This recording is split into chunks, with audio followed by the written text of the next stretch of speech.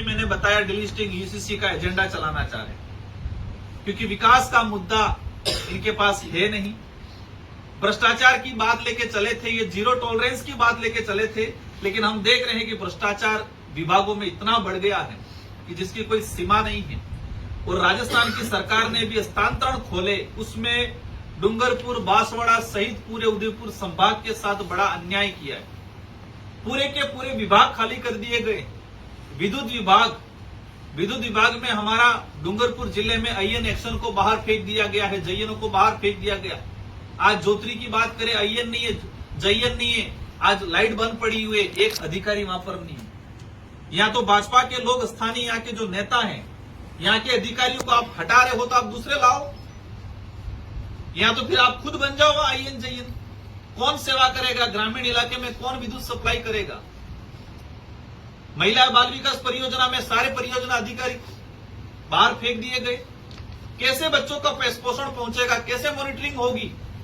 PhD विभाग में जयन की पोस्ट 70% खाली पड़ी, बाहर फेंक दिया गया। पंचायती राज में बीडीओ को, सबको, आईएनओ को बाहर फेंक दिया गया है। तो सरकार की योजनाओं का इंप्लीमेंटेशन कौन करेगा? यहां पर अधिकतर आदिवासी अधिकारी कर्मचारियों को बाहर फेंकने का काम किया है।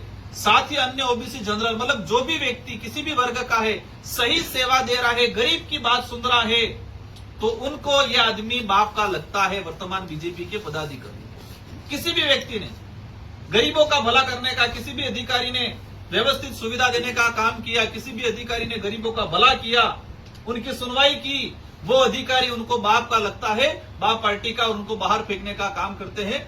तो मैं उन कई अधिकारी कर्मचारियों को भी कहना चाह रहा हूं कि आपको जिस गुनाह के नाम पे सजा मिली है, वो गुनाह आपने किया नहीं है, तो आपको सजा मिली है तो करना चाहिए आपको खुल के काम।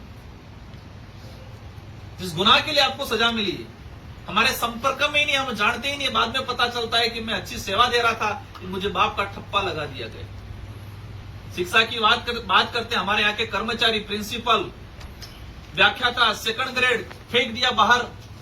आप लाओ दूसरे, नई भर्ती नहीं निकाल रहे, युवाओं को रोजगार नहीं दे रहे हो, तो जो कर्मचारी पहले से है उनको बाहर फेंकने का काम कर रही है वर्तमान सरकार। और डूंगरपुर, बांसवाड़ा, प्रतापगढ़, यहाँ के लोकल जो भाजपा के लीडर हैं, जिस नकारात्मक सोच के साथ वो काम कर रहे हैं, वो जीवन में कभी सफल नहीं हो सकते हैं। जिस नकारात्मक सोच, सकारात्मक सोच के साथ काम करने की आपके पास सत्ता है, आपकी पार्टी के राज है, दोनों डबल इंजन की सरकार है, उसका सदुपयोग करो। आप अधिकारियों को और लाओ, सारे फिलअप करो, अधिकतर टीचर लाओ, लेकिन नहीं, उनको लगता है ऐसा करने से हम सफल होंगे पंचायती राज में। वो सफल नहीं होंगे, इनकी जमानतें जब्त तो होने वाली है पंचायती राज में। धन्यवाद। 3 क्लास के बच्चे एक रूम में बैठ रहे हैं, शौचालय नहीं है, बालिका 12वीं तक वाली बालिका बाहर शौचालय करने के लिए जा रही है। और हमारे देश के लोग कह रहे हैं स्वच्छ भारत मिशन, महिला सम्मान की बात करते हैं, लेकिन हमारी बहन बेटियों के लिए स्कूलों में शौचालय नहीं है, कमरे नहीं है, पानी, शुद्ध पानी पीने की व्यवस्था नहीं है। और जो सरकार है किसी व्यक्ति को शुद्ध पानी, शुद्ध हवा और शुद्ध खाना देने में विफल हो, तो स्वीकार करना चाहिए कि वो सरकारें देश को सही ढंग से नहीं चला रही। तो नीट पेपर लीक में धर्मेंद्र प्रधान जी का जो इस्तीफा रहा है, भारत आदिवासी पार्टी का इसमें आधिकारिक बयान है सबकी तरफ से कि इस्तीफा तो हो गया, लेकिन प्रधानमंत्री जी की जिम्मेदारी है उनके कार्यकाल में एजुकेशन व्यवस्था को सुधारे और विशेषकर आदिवासी बाहुल्य क्षेत्र में जो भौतिक सुविधा खत्म हो चुकी है उसको सुधारे। पेपर लीक घटना में ऐसे लोग जो इन्वॉल्व थे, इन लोगों पे कड़ी से कड़ी, क्योंकि हमारा एक राजस्थान का सीकर का जो था कोचिंग चला रहा था, आज भी उसका कोचिंग चल रहा है, महाबुलडोजर नहीं चला। महाराष्ट्र में जो व्यक्ति पकड़ में आया जो संघ से रिलेटेड था, धर्मेंद्र प्रधान जी का काफी नजदीक था, उस पर कोई कार्रवाई अभी तक उस पर गिरफ्तार होकर इसको, लेकिन उसकी जो प्रॉपर्टी, अनलीगल प्रॉपर्टी, उस पर कोई कार्रवाई नहीं हुई है। तो सरकार ने जो इस्तीफा दिया है, सरकार ने मजबूरी में दिया है, सरकार ने अपनी जवाबदेही या अपनी जिम्मेदारी को समझ के इस्तीफा नहीं दिया है। ये युवाओं के दबाव में, देश की आवाम के दबाव में उन्होंने इस्तीफा दिया है, सरकार ने मर्जी से नहीं दिया है। आगे आज हमारे तमाम पदाधिकारियों ने मेरा स्वागत किया इन सब की मेहरबानी से, बांसवाड़ा डूंगरपुर की आम जनता की मेहरबानी से मुझे सांसद बनने का अवसर मिला। और सांसद बनने के बाद मुझे बांसवाड़ा डूंगरपुर के साथ ही पूरे देश के आदिवासी दलित पिछड़ों की आवाज बनने के लिए विश्व पटल पे संयुक्त राष्ट्र संघ जेनेवा में मुझे प्रतिनिधित्व करने का अवसर मिला। मैं जेनेवा पहुंचा, मुझे खुशी भी हुई कि मुझे देश लेवल के आदिवासी दलित पिछड़ों की आवाज बनने का, देश का प्रतिनिधित्व करने का अवसर मिला। लेकिन वहां जाने के बाद एक पीड़ा हुई, वो पीड़ा काफी गंभीर थी। वो पीड़ा ये थी कि जो राष्ट्रीय पार्टियां कांग्रेस और बीजेपी आदिवासी समाज की बात करती है, अधिकारों के लिए बात कर लेती है,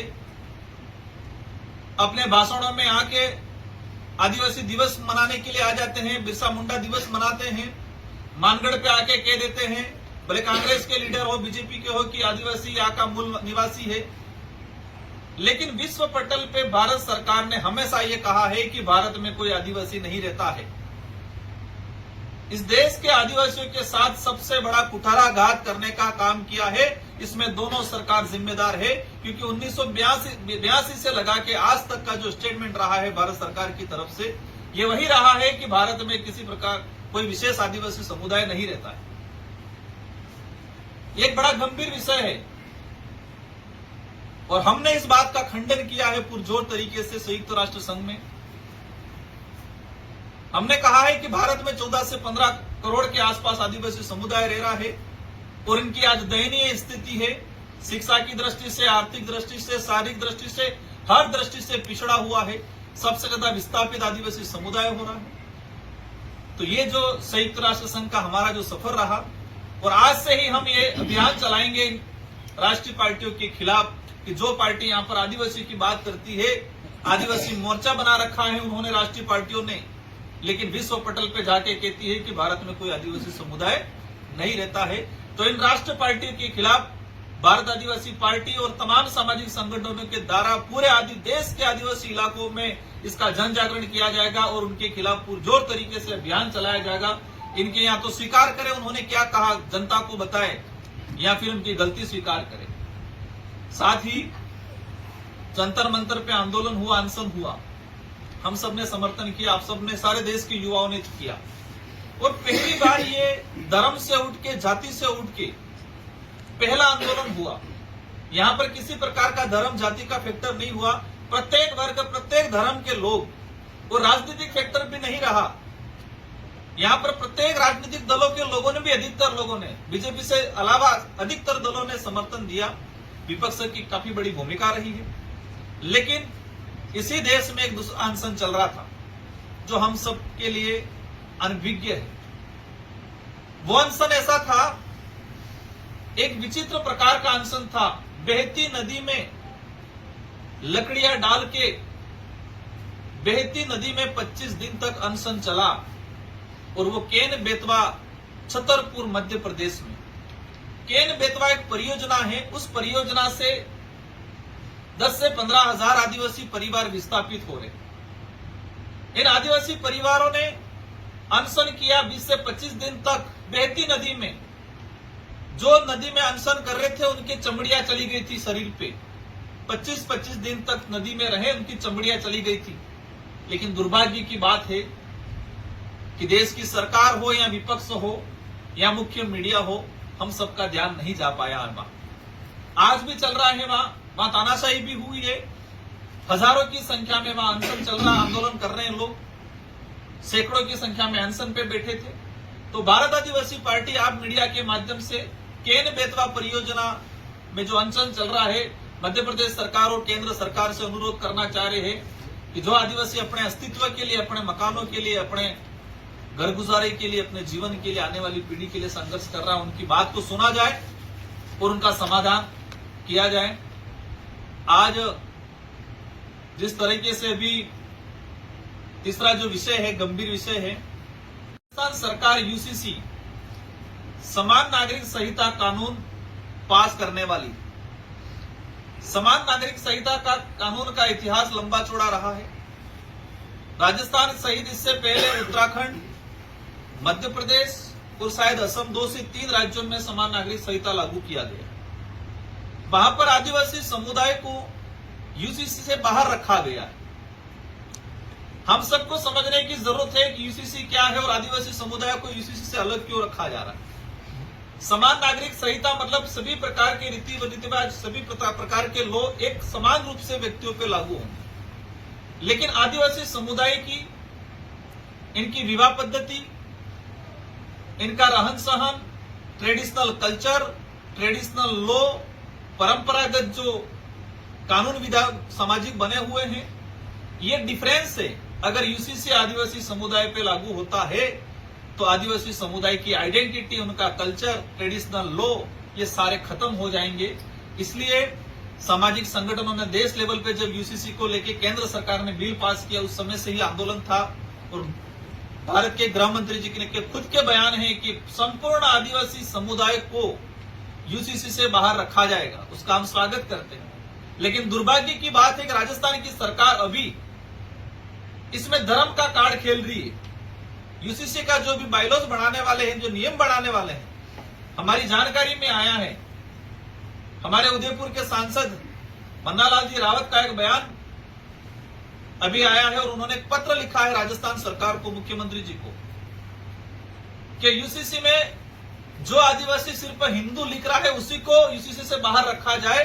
जो आदिवासी ट्रेडिशनल रिलीजन फॉलो कर रहा है या अन्य धर्म फॉलो कर रहा है, उनको यूसीसी में सम्मिलित किया जाए और उनके राइट्स खत्म कर दिया जाए।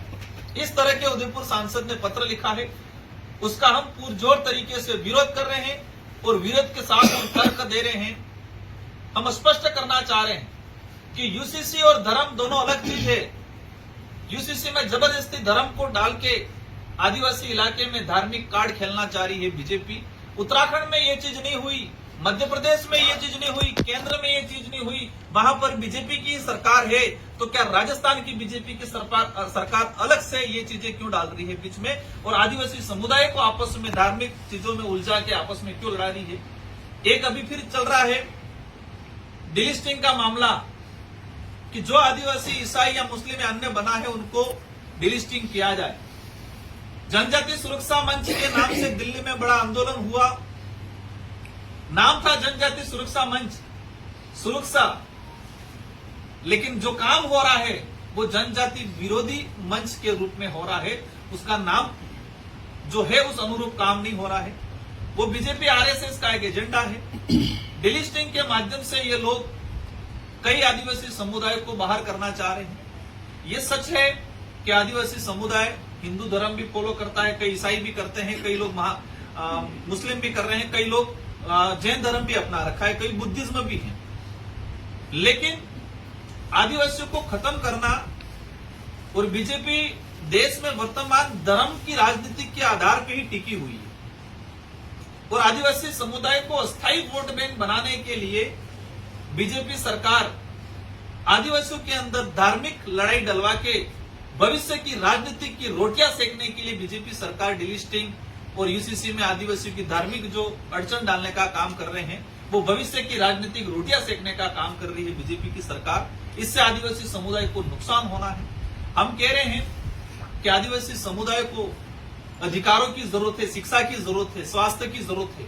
आप धर्म के मामले में उलझा के आदिवासी समुदाय को गुमराह करने का काम नहीं करें।